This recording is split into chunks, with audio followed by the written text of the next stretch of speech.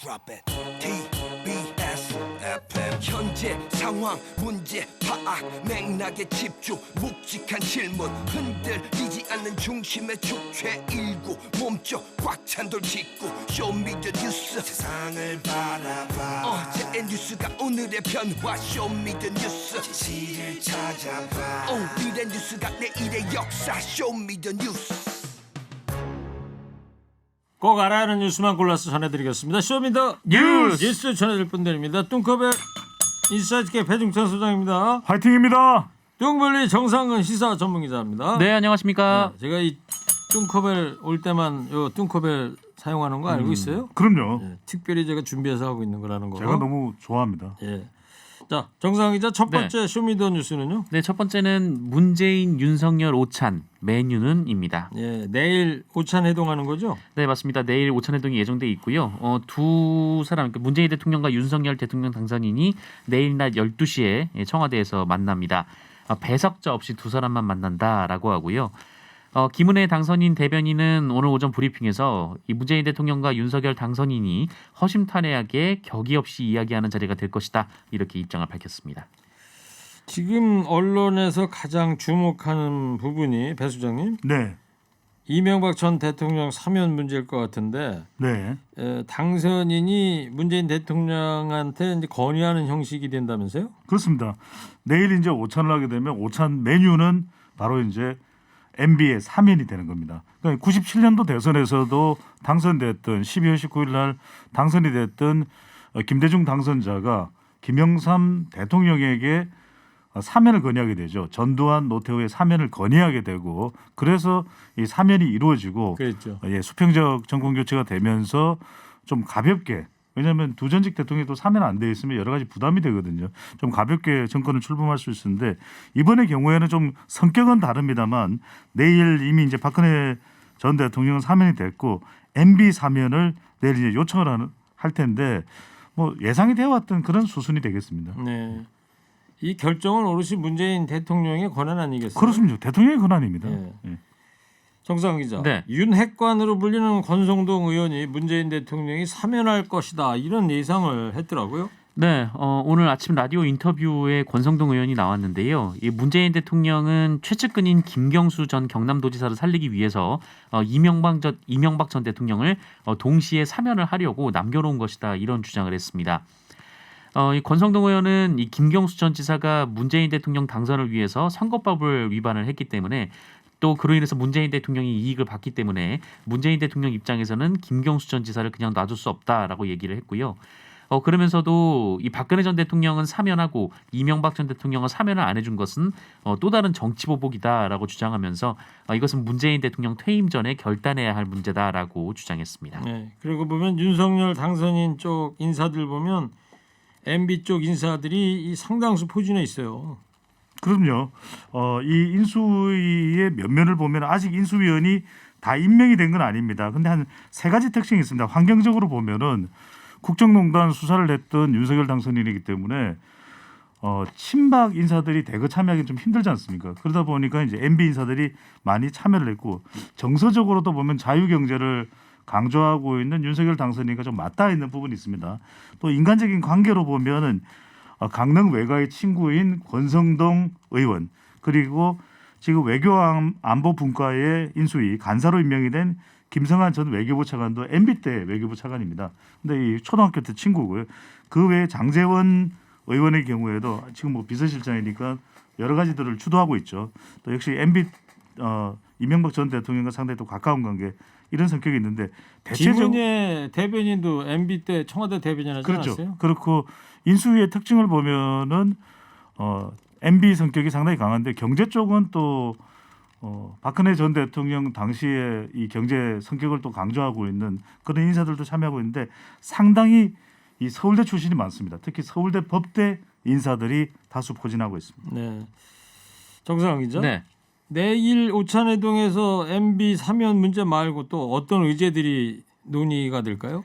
네, 장제원 당선인 비서실장에 따르면 이 코로나19 추가 경정 예산 그리고 소상공인 손실보상에 대해서도 얘기를 할 것이다 이렇게 말을 했습니다.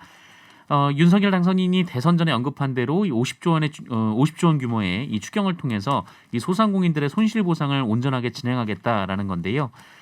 이 소상공인 손실보상 지원액을 최대 5천만 원까지 늘리고 또 지원액의 절반은 우선 지급하는 선보상 제도로 시행할 예정이다라는 게 그 윤석열 당선인 측의 입장입니다. 관련해서 어제 윤석열 당선인이 이 당선 후 첫 외부 일정으로 남대문 시장을 찾기도 했는데요. 이 문제는 이제 해결하고 넘어갈 것이다라고 얘기를 했습니다. 근데 다만 이 문재인 정부 기획재정부가 그 여당의 이런 입장에도 계속 입장을 굽히지 않았었기 때문에 또 윤석열 당선인의 입장을 반영해서 이 추경을 낼 것인지가 의문이고요. 또 물가 상승률이 상당하기 때문에 이 시중에 돈을 푸는 것이 우려된다. 뭐 이런 지적도 또 한편에서 나오고 있습니다. 네, 알겠어요. 네, 배준찬 선생님 아까 청와대 네. 오찬 얘기했는데 네. 청와대 가서 오찬 그런 거 해본 적 있어요? 저야 뭐 제가 그럴 만한 인물입니까? 형 오늘 점심도 못 먹었습니다. 네, 그냥 물어봤어요. 미안합니다.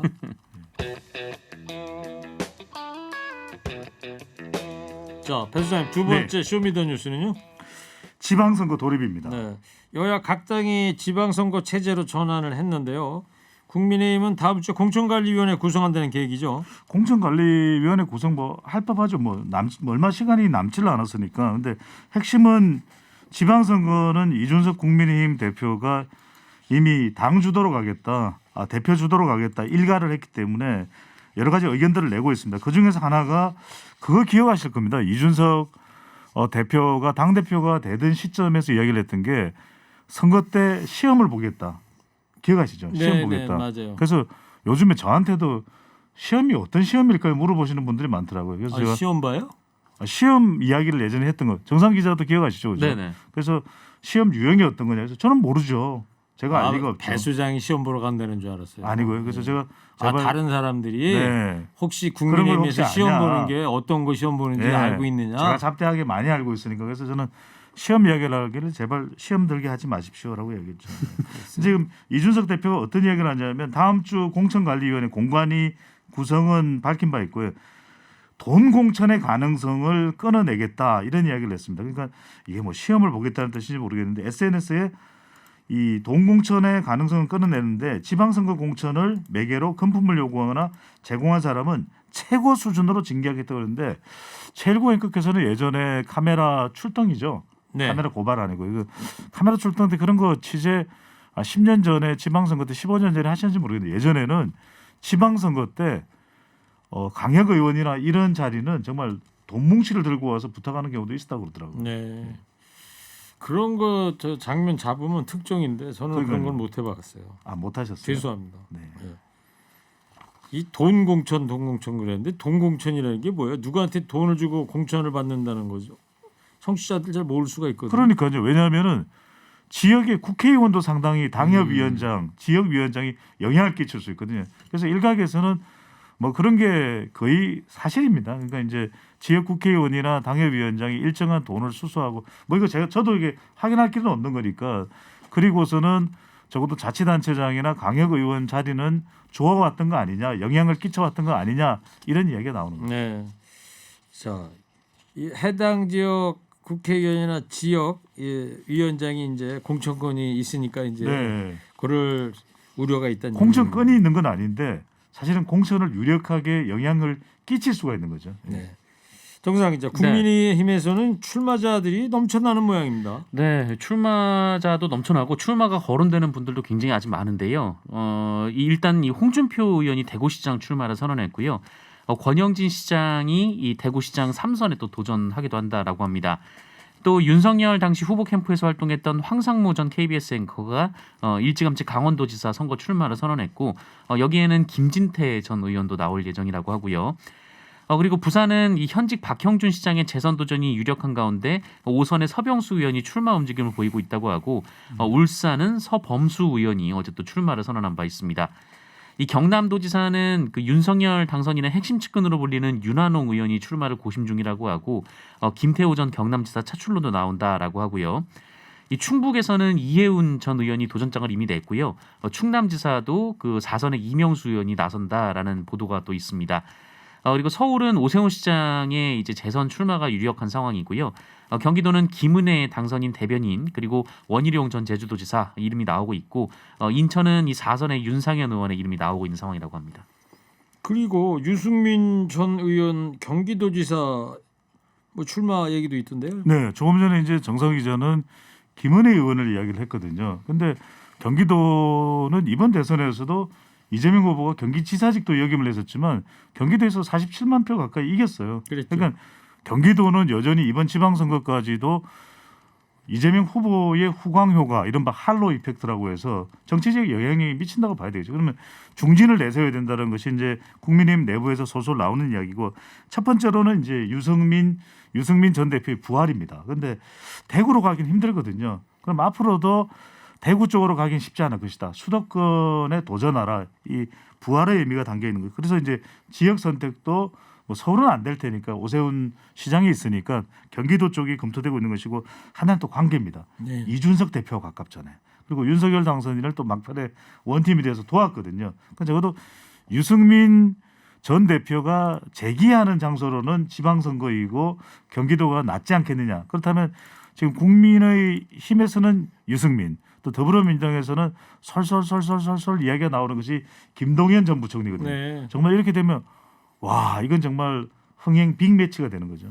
김동연 후보 같은 경우에는 된다면 민주당 쪽 인사. 그렇죠. 더불어민주당으로 나오겠죠. 근데 유승민 전 의원 같은 경우에는 지역구가 경기도가 아니잖아요. 대구잖아요. 경기도가 아닌데 이전부터 계속 나왔던 이야기가 대구에서 박근혜 전 대통령과의 관계 때문에 지지율이 잘 안 나오거든요. 그래서 수도권으로 와야 된다는 네. 이야기가 일찌감치 제기돼 왔었죠. 알겠어요. 그리고 아까 얘기하던 중에 할로 이펙트, 네.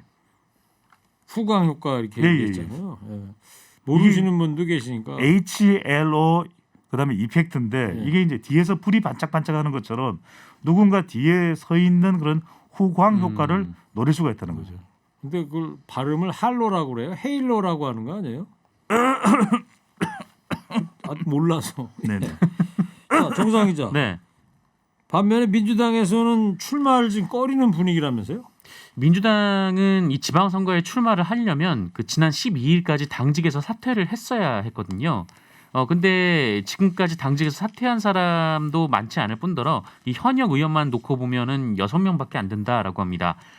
서울에서는 이제 박주민 의원, 그리고 경기도에 이제 조정식 의원, 안민석 의원, 그리고 전북에 김윤덕 의원, 안호영 의원, 그리고 제주에 오영훈 의원만 있었다고 하는데요. 여기에 또 서울의 경우 이 서울시장에 재도전할 것으로 관측됐던 우상호 의원이 또 불출마를 선언을 했고, 또 출마 가능성이 거론됐던 박용진 의원도 지역위원장에서 사퇴하지 않았다라고 합니다. 박영선 전 의원 같은 경우는요. 뭐 거론은 되고 있는데 아직 입장을 밝히지 않고 있는 상황입니다. 자, 배 수장님, 민주당 청년 비대위원이 문재인 정부 책임자들의 공천을 맡겠다고 그랬어요. 네, 특히 이제 더불어민주당의 비대위원으로 임명된 이제 건지웅 비대위원인데, 이번 대선에서도 청년 활동가로 민주당의 이재명 후보 이 쪽에서 상당히 활동을 했던 인물입니다. 그런 만큼 이제 청년 세대 차원에서 시각에서 목소리를 많이 높였는데 이렇게 이야기를 했습니다. 문재인 정부 책임을 져야 될 사람들은 지방선거 공천을 막아야 된다. 그러니까 이번 대선까지 포함하면 비대위원이니까 이번 대선에 좀 책임이 있고 좀 적극적으로 선거운동에 참여하지 않았다거나 문재인 정부 관련해서 쇄신이 필요한 인물들에 대해서는 공천하지 않겠다. 근데 이렇게 되면은 광역단체장은 모르겠는데 자치단체장이나 또 광역위원 등은 상당히 또 마찰이 있을 수도 있을 것으로 보입니다. 네. 청년 여성을 앞세우겠다는 민주당에서는 이런 계획도 밝혔어요. 네, 박지원 공동 비대위원장의 계획인데요. 어제 비대위 회의에서 이렇게 얘기를 했습니다. 이 쇄신과 변화에 발맞춰서 여성과 청년에게 공천을 확대하겠다라고 했고요. 이 청년과 여성 할당제를 두고 첨예한 정쟁이 일어나는 모습을 봤는데, 이 변화는 기울어진 운동장을 바로 세우는 것도 중요하지만 운동장 자체를 넓히는 것도 중요하다라고 말을 했습니다. 그러면서 이 지난 대선 기간에 충분한 능력 그리고 경험치를 가진 준비된 청년 정치인이 많은 걸 봤다라고 얘기를 했고요. 그들에게 기회가 없다는 것이 바로 정치판의 구조적 문제다라고 지적을 했습니다. 네. 그리고 아까 경기도에 이제 김동연 전 새물결 대표 얘기가 나왔었는데 지방선거 출마를 고심 중이라고 그래요. 네. 가장 근거 있는 상황은 어떤 거냐면 김동연 전 부총리 새로운 물결 대선 후보였죠. 이재명 후보가 며칠 전에 통화를 했다 이렇게 밝혔습니다. 네. 그 이야기가 어떤 의미일까? 물론 이제 경기지사 출마에 대한 권유는 아니겠지만 상당히 당 내외로부터 출마를 권유받고 있다. 그런 이유가 이제 첫 번째로는 기반이 있는 거죠. 왜냐하면 아주대 총장도 역임했고 대체적으로 경기도에서 30년 가까이 오래 살았다. 네. 바로 그게 이제 경기도 지사로 출마할 수 있는 그런 이제 기반이 되는 것이고 또 하나는 이제 풍부한 행정 경험에 또 경제통이고요. 예, 명분도 있는 게 본인이 이제 이번 대선 관련해서 더불어민주당 쪽에서 특별히 책임을 져야 될 일은 없는 거 아니겠습니까? 그렇다면 정부도 또 정부에서 일찌감치 약간의 또 갈등과 마찰이 있으면서 나왔었기 때문에 오히려 중도적인 이미지가 강하다. 그런 면에서 김동연 전 부총리 대선 후보가 상당히 경기도 출마에 대해서 심사숙고하는 모습입니다. 네, 알겠습니다. 자, 정상 이제 세 번째는요. 네, 속도내는 인수위입니다. 오늘도 인수위원회 인선이 추가 발표됐어요. 네, 인수위원회 경제 1분과 간사의 최상목 전 기획재정부 차관, 그리고 외교안보 분과 간사의 김성한 전 외교부 차관, 그리고 정무사법 행정분과 간사의 이용호 의원이 각각 임명됐고요. 그리고 대통령 취임식 준비위원장에는 박주선 전 국회 부의장이 임명이 됐습니다. 예.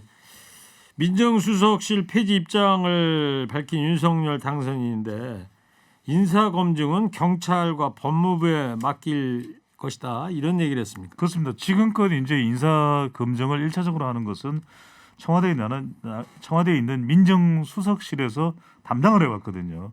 여러 가지 뭐 관계, 법적인 문제 이런 부분들을 검증을 해왔는데 민정수석실을 윤석열 당선인은 폐지하겠다 그랬으니까 그렇다면 이걸 어디서 할 거냐?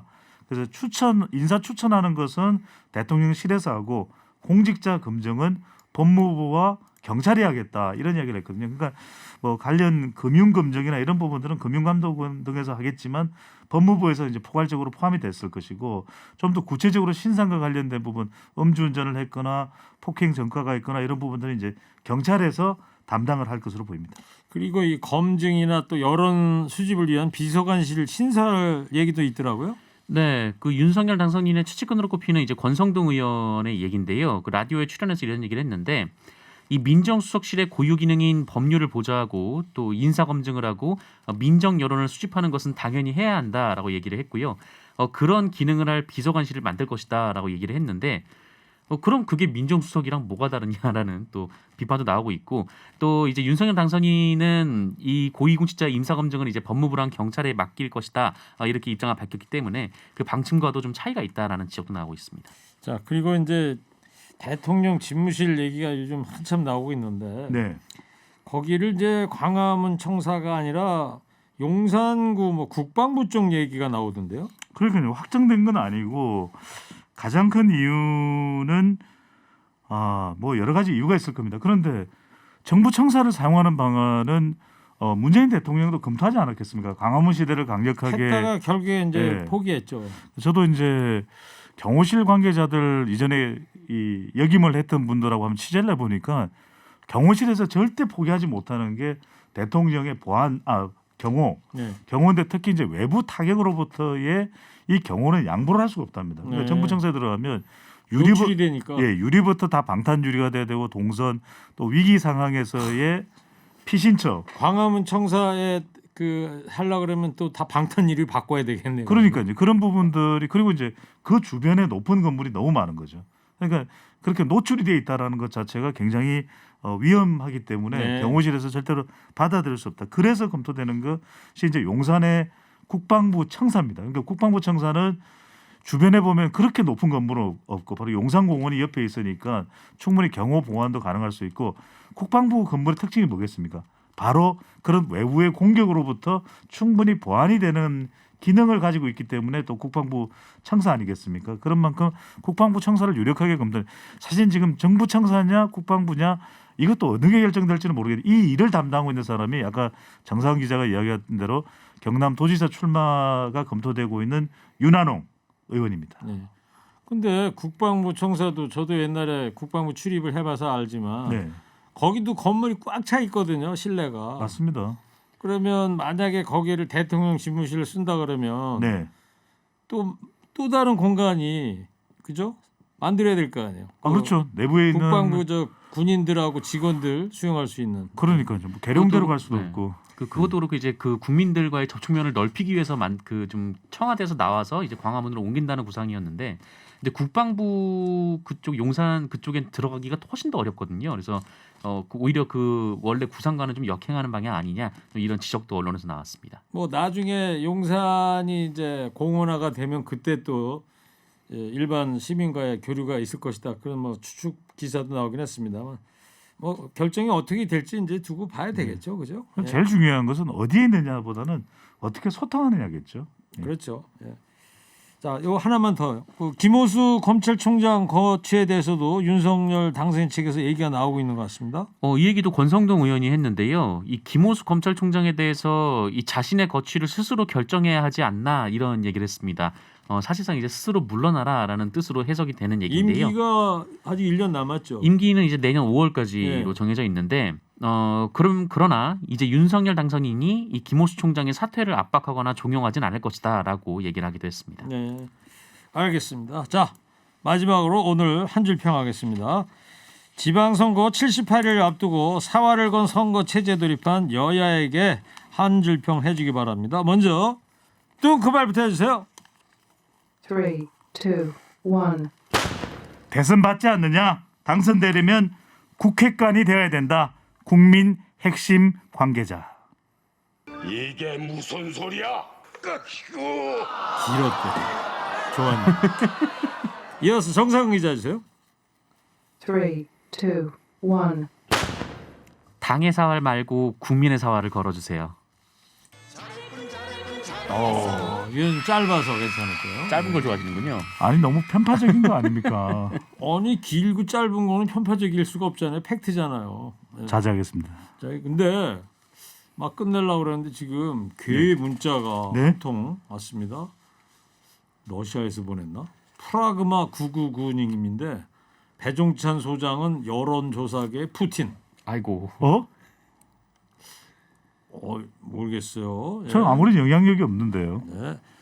자, 쇼미더 뉴스 지금까지 배종찬 소장 정상근 기자였습니다. 두 분 고맙습니다. 쇼미더 뉴스.